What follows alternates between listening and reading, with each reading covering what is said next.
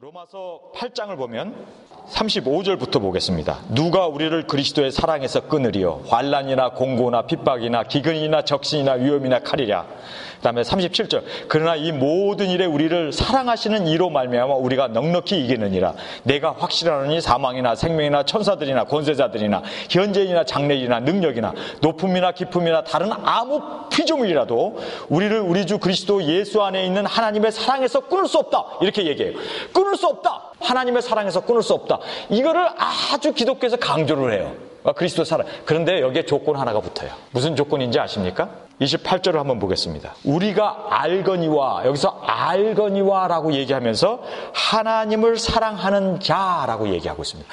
하나님을 사랑하는 자, 곧 그 뜻대로 부르심을 입은 자에게는 모든 것이 합력하여 선을 이룬다라고 얘기하면서 하나님을 사랑하는 자가 하나님의 그 사랑을 입고 하나님의 그 깊음과 높음과 넓이와 깊이와 어떤 것도 끊을 수 없다는 것을 얘기합니다. 그런데요, 끊을 수 있는 것이 딱 하나가 있습니다. 마귀도 못 끊고 높은 것, 넓은 것, 깊은 것, 그 모든 권세들도 못 끊어요. 그런데 하나님의 사랑을 끊을 수 있는 단 하나의 사람은 바로 내 자신입니다. 내가 하나님의 사랑을 거부할 수도 있습니다. 하나님은 우리 인간을 만들 때 정말 위험천만하게 만들었어요. 하나님이 우리를 그렇게 사랑함에도 불구하고 내가 하나님의 사랑을 no thank you 하고 거부할 수 있는 그런 하나님이 나를 인격체로 하나님의 그 사랑까지도 하나님의 그 놀라운 그 은총이나 그 나를 사랑하는 그 모든 것까지도 내가 거부할 수 있는 그런 자유의지를 내게 주셨다는 거예요. 하나님이 우리 인간에게 준 정말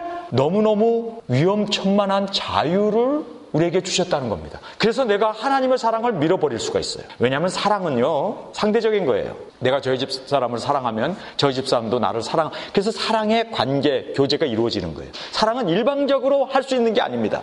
하나님께서 우리를 로봇으로 만든 게 아니라 자유의지를 주시고 하나님의 사랑을 받을 것인가 밀어낼 것인가에 대한 선택권을 우리에게 주셨어요. 우리가 그 선택권을 가지고 있습니다. 그래서 높음이나 깊음이나 뭐 권세나 그 무엇도 끊을 수 없는데 끊을 수 있는 유일한 사람은 여러분 자신입니다. 여러분이 그 사랑을 거부하면, 여러분이 그 사랑을 밀어내면 하나님도 어떻게 할 수가 없어요.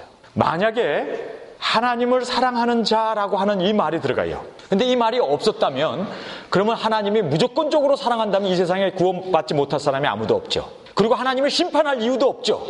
그러나 우리가 밀어내고 선택이 우리에게 주어졌는데 그 예수 그리스도를 안 믿고 떠나면 그거에 대한 심판이 있는 거예요. 그래서 심판이 있고, 그래서 모든 사람이 다 구원받는 게 아니라 정말 믿음을 가지고 하나님을 사랑하고 믿음을 유지하는 사람만이 구원을 받게 된다는 사실입니다. 오늘 이 본문 말씀에 보면은 성경이 이렇게 얘기해요. 31절부터 우리 한 절 한 절 살펴보겠습니다.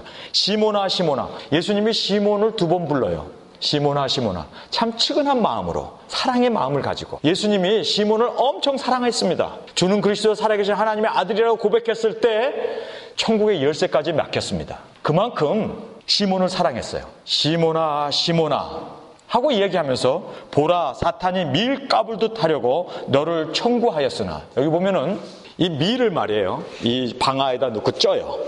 그렇죠?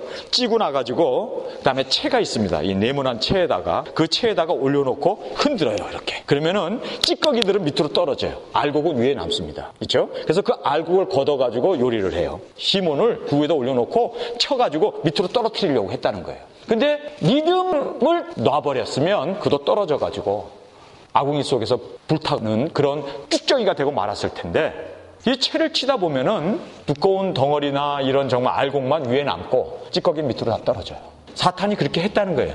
시몬을 올려다 놓고 이 녀석 밑으로 떨어뜨리기 위해서 계속 체질을 했다는 거예요. 여기서 시프트라는 말이 체질을 한 거를 얘기합니다. 떨어뜨리려고. 베드로가 3번씩이나 부인했잖아요. 1번 부인한 것도 아니고 2번 부인한 것도 아니고 3번씩이나 부인했습니다. 그러니 그가 얼마나 작은 조각지에 불과하겠습니까? 떨어질 수밖에 없죠. 사탄이 그렇게 여기서 보면 청구했다. 근데 영어 성경에 보면 permissive라고 돼 있어요. permissive. 그러나 내가 너를 위하여 내 믿음이 떨어지지 않기 위하여 기도하였다라고 합니다. 믿음이 떨어지지 않기 위해서. 믿음이라는 것이 이게 뭘까요? 베드로의 믿음이 떨어지지 않기 위해서 기도했다. 사람이 말이에요, 죄를 짓잖아요. 범죄하잖아요. 실수하잖아요. 그러면은 하나님이 두려워요. 하나님 앞에 나가야 되는데 오히려 죄를 짓고는 오히려 용서를 구하고 하나님 나 용서해 주십시오 하고 나가야 되는데 죄를 지은 사람들은 하나님이 두려운 거예요. 근데 여기서 이 믿음이 떨어지지 않기 위해서 기도했다는 이 말은, 믿음이라는 이 말은 회개하고 나올 수 있는 그 사랑을, 하나님의 사랑을 거부하고 하나님의 용서를 거부하고 하나님이 받아주심을 거부하고 나는 버리운 사람이구나, 나는 끝장이네, 그리고 실망하고 이 가룟 유다처럼 목매서 죽는, 그것이 바로 믿음을 저버린 것입니다. 여러분이 이 세상에 살면서 죄 안 질 사람 있어요? 실수 안 할 사람 있습니까? 실수를 안 하고 죄를 안 지면 인간이 아니죠. 저도 죄를 짓고 저도 실수하고 저도 거짓말하고 저도 문제가 많은 사람입니다.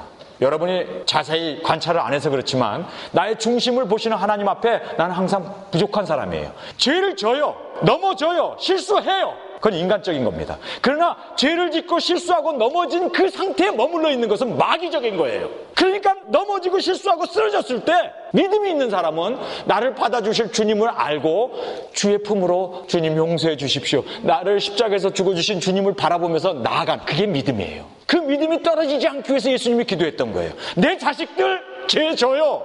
내 자식들 부모의 마음을 썩이게 하고 하나님 앞에 부족한 자식들이에요. 그러나 죄를 지고 넘어지고 쓰러졌음에도 불구하고 멸망의 자리에서도 일어나서 하나님이 나를 받아주실 것이다 라는 걸 믿고 나아오는 그 믿음, 그 소망, 그 사랑을 저버리지 않으면 내가 하나님의 사랑을 저버릴 수 있다니까요, 우리 인간은. 그래서 가룟 유다는 제 길로 가버렸잖아요. 돌아오질 않은 거예요. 하나님이 용서해 주시고 사랑하는 것, 그거를 알고 주님 나는 죄인입니다 하고 주님 앞에 돌아올 수 있어야 되는데, 가룟 유다는 야, 내가 예수님을 팔아버렸는데, 그 예수님을 죽게 했는데 이거 하나님이 날 받아줄까? 분명히 받아주지 않을 거야. 그 믿음이 없는 거예요. 믿음이. 정말 여러분 구원받을 만한 믿음이라는 게 뭔지 아십니까? 내가 엄청난 죄를 졌고 내가 엄청난 악한 놈이고 내가 죄인의 괴수를 할지라도 나를 받아주실 수 있는 주님을 믿는 거예요. 그거 없으면 가룟 유다처럼 돼요. 그거 있으면 베드로처럼 죽음의 자리에서 일어나요. 예수님이 그 믿음을 위해서 기도했습니다. 여러분 그 믿음이 있어요?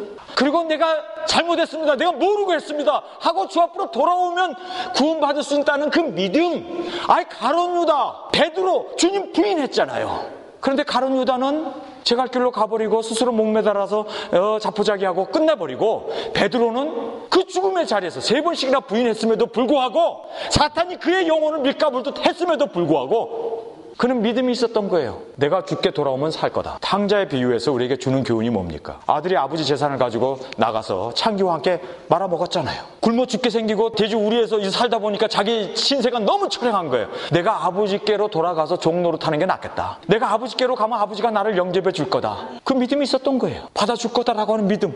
그것이 있으니까 자리를 박차고 돌이켜 아버지에게로 간 거예요. 정말 중요한 거는 뭔지 아세요? 죄 자체가 중요한 게 아니라니까요. 죄를 털고 날 수 있는, 내 죄를 사해 주시고 나를 받아주실 것이다 하고 하는 그 하나님의 사랑을 내가 거부하고 끝장이구나, 나는 이제 용서 못 받는다 하고 밀어내버리면 하나님의 그 높은 사랑, 그 깊은 사랑, 그 넓이와 높이와 그 높은 사랑을 거부해버릴 수가 있다는 거예요. 우리가 그런 거부권을 가질 수 있는 그 선택권을 우리가 가지고 있다는 사실입니다. 시몬아 시몬아 31절에 보라 사탄이 밀가불 듯 하려고 너를 청구하였으나, 계속 청구했어요. 베드로 3번 부인하게 되고 이러니까 이 사람 멸망받아야 합니다. 죽어야 합니다. 이거 끝장내야 합니다. 그런데 예수님께서 그를 구원해내는 방법이 3번 부인하게 안 하는 방법도 있었을 거예요. 멀리 도망시켜버리면 되잖아요, 예수님이. 그런데 예수님은 그래, 어떤 시험도 당할 수 있고 3번 부인할 수도 있고 4번 부인할 수도 있고 10번 부인할 수도 있어. 그러나 믿음, 돌이키고 주 앞으로 돌아오면 하나님이 구원해 주실 것이다 라고 하는 그 믿음만 가지고 있으면, 70번에 70번까지 용서해 주시는 그 하나님의 사랑을 믿고 있으면,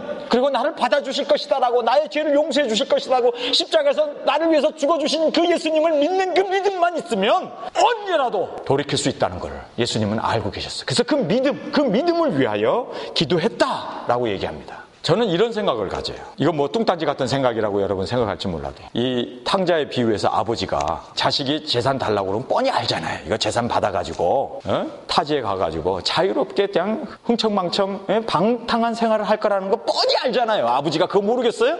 인생을 그렇게 사신 분인데 돈 주면 이거 다 날려버릴 거 알잖아요. 그런데도 줘요. 만약에 안 줬더라면 안 줘도 이 아들은 떠나요. 안 줘도 떠나요. 안 받고 떠났더라면은 아버지 말이야 돈 많은데도 나한테 사랑도 안 해주고 돈도 한 푼 안 주고 쫓아냈다 그래갖고 다시는 안 돌아갈 거야? 안 돌아가지. 아버지 생각만 해도 그냥 이가 가지. 내가 이렇게 가난해지고 내가 비참하게 된 게 다 우리 아버지가 돈 안 줘서 그래. 그러고 원망하지. 그래도 받아갖고 왔으니까 써놓고 나니까 내가 이게 은혜를 받고 사랑을 받고 아버지가 내가 이게 방탕할 줄 알면서도 돈을 줬는데 이거 다 써버렸으니까 아버지께 돌아가도 나를 사랑하는 그 아버지에 대한 미련, 아버지가 나를 용서해 줄 거다 하는 믿음, 그 믿음을 심어주기 위해서 아버지가 돈을 준 거예요. 만약에 안 줬더라면 아들은 안 돌아와. 줬기 때문에, 사랑을 베풀었기 때문에 재산은 날아갔어도 아들은 얻은 거 아니에요. 성도 여러분, 예수님께서 그러잖아요. 너가 나를 3번 부인할 거다. 그러나 부인하고 나서도 내게 올 수 있는 그 믿음, 나를 용서하고 받아주실 것이다 라고 하는 그 믿음, 그것이 떨어지지 않기 위해서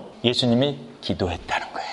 그리고 뭐라고 얘기합니까? 너는 돌이킨 후에 내 형제를 굳게 하라. 사명까지 주세요. 돌이킬 것을 이미 예수님이 그 소망을 주세요. 너는 분명히 3번 부인하지만 돌이킬 거다.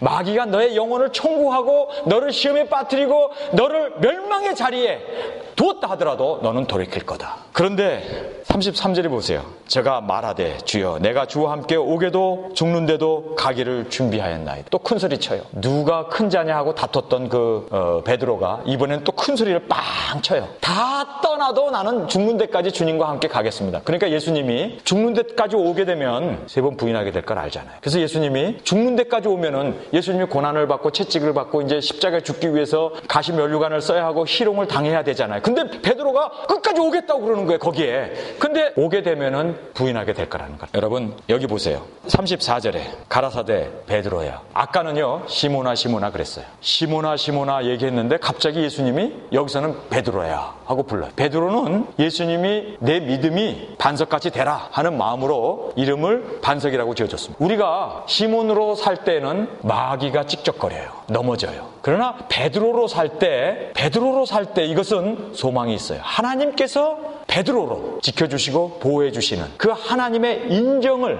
예수님께서 친히 이름을 지어주시면서 이제는 너 이름을 시몬이라 하지 말고 베드로라 하라. 여기서 예수님께서 가라사대 갑자기 시몬아 시몬아 불렀던 예수님이 베드로야 내가 내게 말하노니 오늘 닭 울기 전에 내가 3번 나를 부인하리라 이렇게 말씀하세요. 여러분 성경을 한번 보세요. 22장 61절로 한번 가보세요. 22장 61절 우리 한 목소리로 같이 읽겠습니다. 시작. 주께서 돌이켜 베드로를 보시니 베드로가 주의 말씀 곧 오늘 닭 울기 전에 내가 3번 나를 부인하리라 하심이 생각나서 예수님은요 지금 손과 발에 쇠고랑을 차고 고문을 받고 있어요. 채찍을 맞고 가시 면류관을 쓰고 정말 그 엄청난 고난을 받고 있는데 문 밖에 모닥불을 펴놓고 다른 제자는 다 도망갔는데 베드로 혼자 와가지고 거기서 눈치를 보고 있는 거예요. 근데 예수님의 채찍질하는 소리, 고문당하는 소리, 정말 엄청난 핍박을 받는 소리를 들으면서 죽음에 대한 두려움이 생겼어요. 자기도 예수님과 함께 죽겠다고 했는데 예수님의 고난당 저 채찍을 내가 맞아야 돼? 가시면류관을 써야 돼? 이 로마인들이 치는 이 채찍은요 끝에 갈고리가 달려있잖아요. 그래서 한번 때리면 살이 찢겨 나가지 않습니까?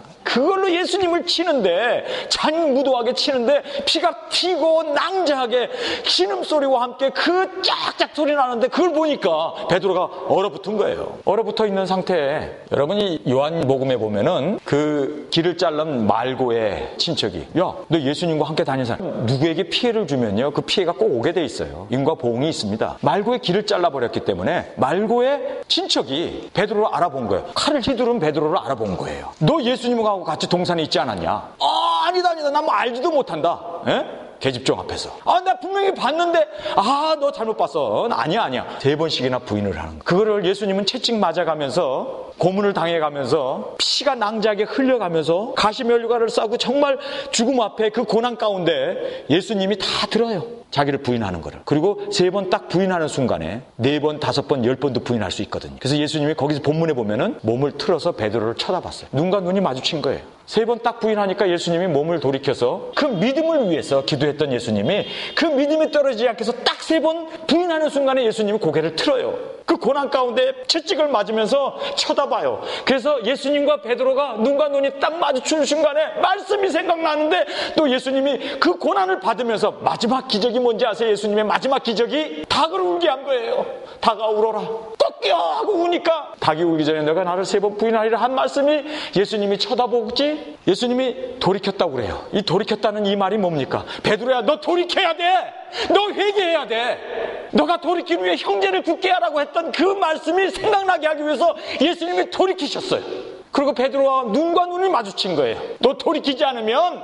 그리고 또 마지막 예수님이 이 땅에서 행하신 기적이 뭔지 아십니까? 닭을 울게 한 거예요. 닭을. 그래서 베드로로 하여금 하나님의 말씀이 생각나서 뛰쳐나와가지고 울었어요. 여러분, 하나님 우리 사랑해요. 천지를 창조하시고 우리를 만드시고 우리의 모든 구원과 영광과 하늘나라의 그 모든 축복을 다 주시고 독생자까지 우리에게 주셨어요. 그 사랑을 거부할 수 있는 사람은 이 세상에 아무도 없습니다. 단지 나 하나. 나는 거부할 수 있어요. 여러분은 그 사랑을 거부할 수 있습니다. 거부했기 때문에 심판이 있는 거고 거부했기 때문에 구원이 없는 그 사랑을 믿고 그래 우리 다 죄인입니다. 저도 죄를 져요. 저도 넘어져요. 인간이니까. 그러나 죄에 머물러 있는 것은 이 마귀적인 것입니다. 이건 멸망이에요. 그러나 그 자리에서 탕자처럼 일어나 돌이켜야 돼요. 그 자리에 머물러 있으면 멸망입니다. 일어나 돌이켜야 돼요. 그것을 우리가 회개라고 얘기합니다. 우리가 세상을 살다 보면 원턴 원치 않던 범죄를 합니다. 그러나 정말 하나님의 사랑을 믿는 사람은 내가 주 앞에 오면 주님이 양팔을 벌리고 나를 맞아주시고 나를 품어주시고 그래 잘 왔다 그렇게 받아주실 것을 믿는 사람은 죄 가운데 머물지 않고 회개하고 주님 앞에 옵니다. 그러나 나에게 결정권이 있고 나에게 선택권이 있고 나를 하나님께서 로봇으로 만들지 아니하시고 하나의 인격체로 만들었기 때문에 내가 그 사랑을 하나님이 퍼붓는 그 은혜와 은총과 그 모든 축복들을 거부할 수 있는 그 특권도 우리에게 있다는 사실을 알아야 돼요. 그래서 깊음과 높음과 넓이와 그 크기가 그 사랑이 그리스도 안에서 끊을 자가 없다고 바울이 얘기하는데 그래요. 끊을 자가 없습니다. 여러분 스스로는 내 스스로는 끊을 수가 있습니다. 그래서 바울이 우리 로마서 8장 다시 한번 돌아가겠습니다. 8장 38절 아무것도 끊을 수 없다라는 얘기를 하는데 바울이 뭐라고 합니까? 내가 확신하노니 자신의 개인적인 고백을 합니다. 내가 확신하노니 이렇게 확신을 가지고 사는 사람은요 예수 그리스도의 사랑에서 끊을 사람이 없습니다. 이렇게 확신을 갖고 있는 사람은 하나님의 사랑을 끊을 그 무엇도 없습니다. 왜냐하면 내가 동의를 하고 내가 받아들이고 내가 그 사랑을 확신하기 때문에 여러분은 영원한 구원, 영원한 축복, 영원한 그 하늘나라의 영생을 받은 거예요. 여러분이 내가 확신하면 그러나 내가 의심하면 내가 거부하면 끝장입니다. 이 성경을 보면서 이 사람은 확신했기 때문에 이 고백을 할 수 있었구나. 내가 확신할 때 나도 이 고백을 할 수 있겠구나. 여러분 무엇을 확신해야 합니까? 하나님의 사랑을. 내가 죄를 지고 넘어지고 쓰러진다 할지라도 여러분이 이 세상에 살면서 암만 죄를 크게 진다 할지라도 바울만큼 큰 죄를 지을 수는 없을 거예요. 바울은요 예수 믿는 사람 한둘 고문했습니까? 아니 한둘이 아니요. 몇천 명을 고문했어요. 그 사람은. 근데 여러분이 죽을 때까지 예수 믿는 사람 몇천 명 고문할 수 있을 것 같아요? 아니요. 여러분 스데반 죽이는데 그가 앞장섰어요. 옷을 맡아주고 그를 자기가 증인이 돼가지고 그 거짓 증인 아니고 살인자예요. 그거 스데반을 죽이는데 앞장섰어요. 살인자였어요. 여러분이 이 세상에 살면서 물론 우리가 다른 형제를 미워하는 것도 살인이라고 얘기하지만 그러나 우리가 피지컬리 육체적으로 사람 여러분 죽인 적 없을 거예요. 죽였으면 감옥에 있어야지. 물론 마음으로 다른 사람을 미워하는 것도 곧 살인이라고 예수님이 얘기했기 때문에 우리가 다 살인자인 건 하지만 그러나 육체적으로 죽이진 않았죠. 스데반을 돌로 쳐 죽이는데 앞장섰어요. 돌을 쳐서 죽였어요. 아니 죽이고 나갖고 의기당당해가지고 야 이거 재밌네. 이거 더 죽여야겠네. 이거 더 예수 믿는 사람 박해야겠네. 자원해갖고 대제사장에게 찾아가갖고 증서 주시오. 내가 다 잡아올 테니까. 이런 나쁜 놈이었다고. 이거 놈이라고 해서 죄송합니다만 놈이라고 해야지. 자기 자신도 죄인의 계시라고 바울도 고백했으니까. 여러분이 이 세상에 살면서 바울만큼 더 큰 죄 질 수 없어요. 다윗만큼 더 큰 죄 질 수 없어요. 근데 구약에서 제일 뛰어난 인물을 다윗로 생각하고 신약에서 제일 뛰어난 인물을 바울로 생각하잖아요. 왜 그렇습니까? 내가 이런 죄인이고 이런 부족한 자이고 이런 실수투성이고 죄인 중에 괴수지만 그래도 주께로 돌아오면 주님 받아주실 거라는 믿음이 있었어요.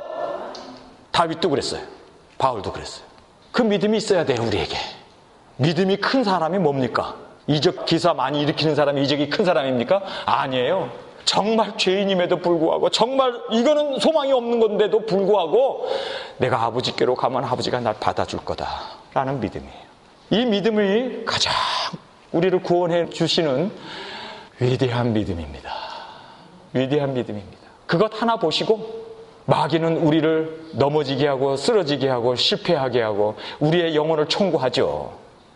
우리를 고소하죠. 나쁜 놈이라고, 못된 놈이라고. 저게 목사야?